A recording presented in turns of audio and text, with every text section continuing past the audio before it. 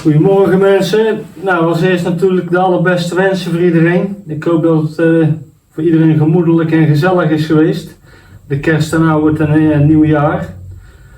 Nou, ik zal het dan kort houden om daarover te praten.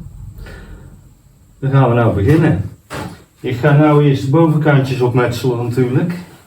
Eerst de profielen terugzetten, want die moest ik eraf halen om de voegjes goed uit te kennen. Ik ga wel aan de achterkant. Tussen de profiel en de muur in. Dus nou ga ik hem dichtmetselen. En dan daarna voegen. Nou, dat duurt wel even, dat is nou nog niet klaar. Dat is vandaag nog niet klaar.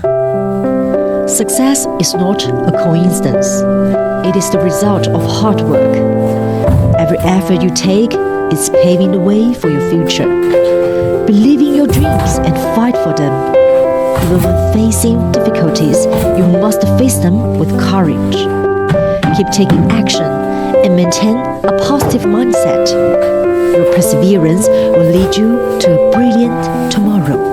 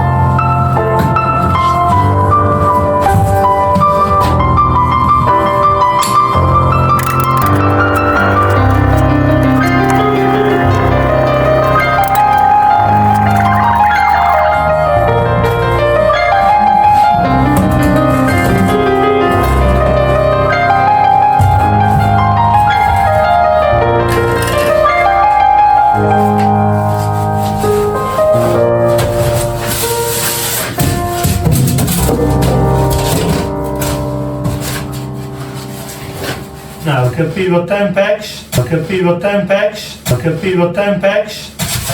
ga ik een klein stukje van de buitenmuur isoleren, een klein stukje van de vloer.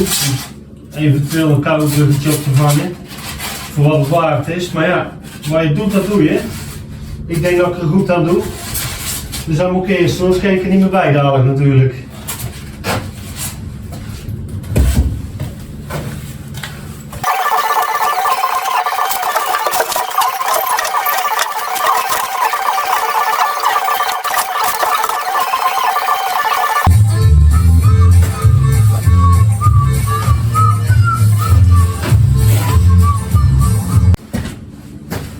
Nou, ik heb al een stukje geïsoleerd, een beetje voorbarig eigenlijk, want deze balk wordt natuurlijk wel helemaal ondermetselen, dan wil ik tot achteraan. Ik doe